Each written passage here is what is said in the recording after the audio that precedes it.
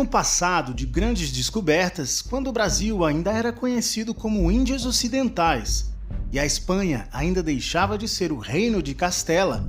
Um português chamado Fernão de Magalhães encurtou distâncias e mostrou que todos os territórios da Terra eram muito mais próximos entre si do que o imaginário fazia pensar. A Era dos Descobrimentos, entre os séculos XV e XVI, notabilizou um período de grandes navegações no mundo, que alçou ao patamar de potências mundiais o extremo oeste europeu, a grandiosa e rica Espanha e o pequeno, mas nada tímido, Portugal. Suas investidas ao mar superavam muito o que os outros países ainda tentavam alcançar. Enquanto a Inglaterra, por exemplo, sequer havia fundado a Marinha Real Britânica, a Península Ibérica, dos Reinos Irmãos, cuja linhagem real se entrelaçou em vários momentos históricos, já havia registrado o descobrimento de um continente inteiro. Em 1492, a esquadra do espanhol Cristóvão Colombo foi surpreendida por um gigantesco bloqueio natural na forma do continente americano, quando estava a caminho das Índias e de suas riquíssimas especiarias. Esse fato adiou o sonho de circundar a Terra e alcançar a Ásia por um caminho mais curto e menos tortuoso do que contornar todo o continente africano, famoso por suas tormentas. Felizmente, em exatas 3 décadas, a façanha foi levada a cabo pela expedição de Fernão de Magalhães e Juan Sebastián Elcano. Este último, não por coincidência, também natural da Espanha. Magalhães foi um notável navegador que, enchendo-se de propósito para completar a façanha de Colombo, liderou a primeira circunnavegação à Terra da história. Assim, graças aos seus esforços e de seus marinheiros, confirmou-se que era possível dar a volta ao mundo. Para entendermos, entretanto, o que proporcionou essa façanha, é preciso analisar o contexto em que esses homens se dispuseram a lançar-se ao mar de maneira tão firme. Portugal, uma das nações responsáveis por permitir esse e outros grandes feitos, mesmo sendo um país geograficamente muito pequeno, menor do que Pernambuco e muitos outros estados brasileiros, mostra-se há muitos séculos um verdadeiro gigante das descobertas. Na literatura, na poesia, na produção de vinhos, na gastronomia, entre tantas outras coisas. Os portugueses foram capazes de marcar para sempre a história e a cultura de países como o Brasil, na América do Sul, Cabo Verde, Angola e Moçambique, na África, e até a região do estado de Goa, na Índia, onde ainda se fala português. Pensar que um lugar como esse, cercado por Europa de um lado e pelo Atlântico do outro, sem ter para onde crescer, conseguiu se expandir tanto, é entender que só pode se tratar de uma nação de muita bravura, para desejar alcançar o mundo, e muita inteligência para saber como fazê-lo. Fernão de Magalhães, por exemplo, assumiu parte dessa herança de um legado de desbravadores criado por Portugal. Não satisfeito com as viagens de ida e volta da Europa para o Brasil, que poderiam durar até 2 meses por trecho, ele confiou em seus cálculos feitos em conjunto com cartógrafos portugueses de que deveria haver uma passagem ao sul do longo continente americano, que daria acesso à Ásia.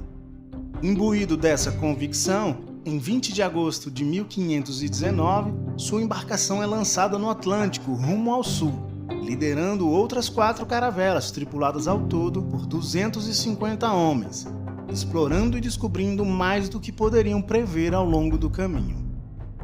As dificuldades deram tom da viagem desde o começo. Ao longo da jornada, a armada enfrentou desde tempestades homéricas, de onde conseguiram salvar-se graças à habilidade dos marinheiros escolhidos por Magalhães, até avistamentos de criaturas assombrosas ao mar e santos divinos ao céu, antes mesmo de chegar ao Estreito Sul-Americano, que hoje leva o nome do próprio navegador.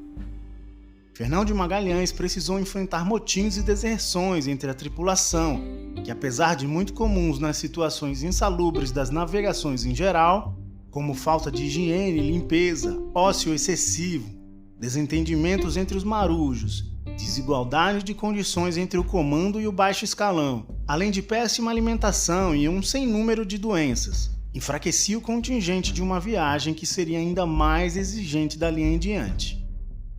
É natural que nem todos a bordo acreditassem no mesmo ideal de Magalhães, tomando parte na viagem apenas pelo pagamento que iriam receber ou por estarem atrás de prestígio por se associarem a um grande navegador como Magalhães. Cada empreitada, em especial as mais difíceis de se realizar, contam com sua parcela justa de céticos, mesmo entre os que estão tentando realizá-la, assim como foram os levantes e deserções entre a equipe do português.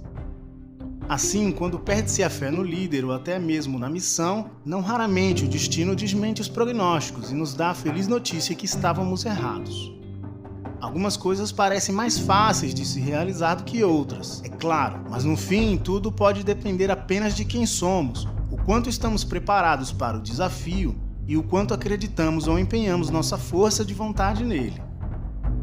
Circunnavegar a Terra certamente é um feito muito mais desafiador do que a maioria dos que realizamos no dia a dia, mas não precisamos fazê-lo só para ter certeza de que somos capazes. Falar em público ou achar a alegria em um relacionamento desgastado, por exemplo, podem exigir tanto esforço e tanta vontade que podemos até nos convencer de que são impossíveis. Mas como diria Nelson Mandela, antigo líder sul-africano, sempre parece impossível até que seja feito. Investir esforços físicos e mentais para materializar algo improvável, desde que se tenha certeza que representa o bem e a verdade, é tornar-se maior do que o desafio. É tornar-se parte da solução.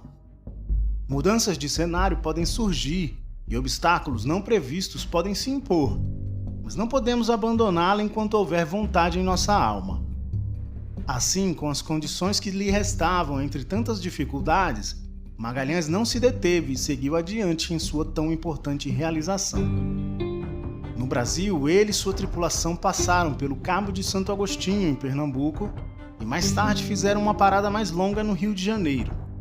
Seguiram sempre para o sul até encontrar o Rio da Prata, que separa a Argentina e o Uruguai, e dali partiram finalmente para as regiões mais geladas da América do Sul, onde conheceram um povo de pessoas muito altas, a quem Magalhães chamou de Patagônios, habitantes da região onde fica a atual Patagônia. No começo de 1521 levantaram um acampamento. Depois de algum tempo abrigados em terra para não afrontar o inverno rigoroso do ano anterior, cruzaram o aterrorizante Estreito de Todos os Santos, que mais tarde se tornaria o Estreito de Magalhães, repleto de penhascos, tormentas, relevo imprevisível, levando quase um mês de um lado a outro, até encontrar as águas deliciosamente calmas e recompensadoras do oceano, que por isso mesmo concordaram chamar de Pacífico. A frota, em alguns meses, chegou onde hoje são as Filipinas, tendo a partir dali encontrado o maior desafio até então. Em abril daquele ano, Magalhães foi atingido por uma lança em confronto com os nativos de uma das ilhas e morreu no local, no entanto sem deixar seus homens completamente desamparados. Juan Sebastián Elcano deu continuidade à missão que o pusera a atravessar o mundo sob as ordens do português.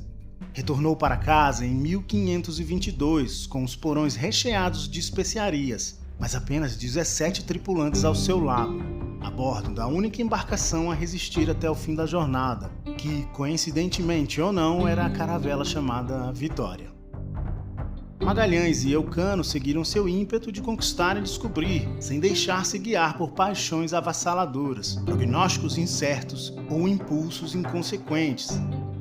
Mesmo que a maior parte de seus homens, incluindo o próprio Fernão de Magalhães, tivesse perecido no caminho e passado por situações de intemperismo profundo, aqueles 18 marujos foram capazes de concluir a missão que carregavam em seus ombros, que sabiam ser maior do que eles mesmos, em exemplo raro de um altruísmo que supera o egoísmo, válido não só para o contingente daquelas embarcações, mas como para todo o mundo, trazendo de volta para casa feitos de proporções mitológicas que mudaram o jeito como se via o mundo para sempre.